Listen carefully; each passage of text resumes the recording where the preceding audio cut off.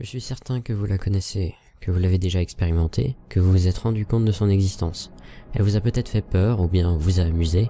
Vous vous posiez des questions à son sujet, mais pourtant son effet durait, s'éternisait même. Vous la connaissez, oui. De quoi je parle? D'une impression, d'une illusion. Ne vous êtes jamais senti épié par un tableau, suivi du regard par un portrait? Que vous vous déplaciez dans une direction ou une autre, le regard fixe du visage peint ne vaquait pas. Il vous suivait. Quelle qu'était votre position par rapport à lui? Bien sûr, de nombreuses raisons ont fait surface par rapport à ce phénomène, mais depuis un certain jour, je ne valide plus ses statistiques et ses solutions scientifiques. Car je savais que quelque chose de bien plus sombre se cachait derrière ce fait. Ce jour, c'était le 21 décembre 2009, un lundi si mes souvenirs ne font pas défaut. Vous connaissez la date. Mais qu'en est-il du lieu à présent? Je pense que cela n'importe que peu et puis ça pourrait conduire un certain nombre de curieux à se rendre à cet endroit. Je vais donc tenir l'emplacement de l'événement flou pour votre bien. Ce que je peux dire par contre, c'est que ça s'est passé dans une maison de campagne plutôt isolée, un endroit qui servait de résidence de vacances à une famille ordinaire. Cette maison était le fruit d'un héritage. Quels sont les faits à présent? Ce sont des faits bien sombres, qui se sont affaissés par une personne. Cette personne portait le nom de Jim. C'était un adolescent âgé de 16 ans, simple, banal, rien ne sortait de l'ordinaire chez lui et au contraire sa vie était bien plate, peut-être même un peu trop si on juge les disputes de famille ordinaire. Jim rêvait d'aventure, de vacances. Les disputes incessantes au sein de son foyer l'ont contraint à entamer une fugue. Cette fugue le conduit jusqu'à la maison qui appartenait à sa grand-mère maternelle, une grand-mère qu'il n'avait jamais eu l'occasion de voir, décédée peu de temps après sa naissance. Cette maison ne se tenait pas très loin de son lieu de résidence primaire, mais pas trop près non plus.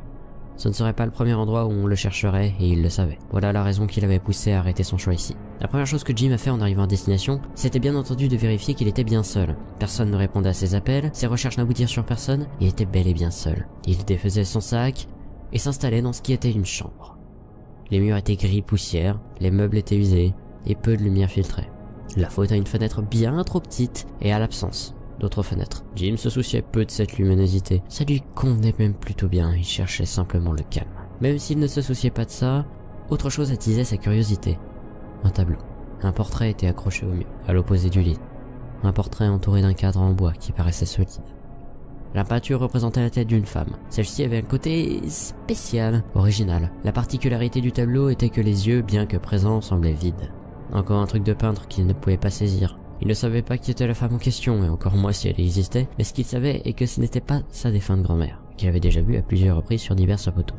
Ce n'est pas ce que représentait le portrait qui dérangeait Jim, c'était le fait qu'il le fixait. Oui, les yeux le pointaient directement. Pire, quand Jim se déplaçait, le regard le suivait. Agacé et décidé de tirer ça au clair, il s'était approché du tableau. Les yeux le fixaient toujours. Il patienta devant cette peinture pendant une dizaine de secondes, puis, brutalement, la direction des yeux vacilla. Les deux yeux peints regardaient dans une direction précise. Le coin inférieur droit du tableau. Il y avait une petite inscription dessus. Jim se pencha pour pouvoir la lire. Ne te retourne pas. Effrayé, Jim ne respecta pas la consigne et se retourna. Derrière lui, il n'y avait rien. Tout était normal. Il s'apprêtait à se retourner à nouveau vers le tableau, quand il sentit une lame froide pénétrer son dos et lui transpercer le ventre. Il ne faut jamais tourner le dos à un portrait.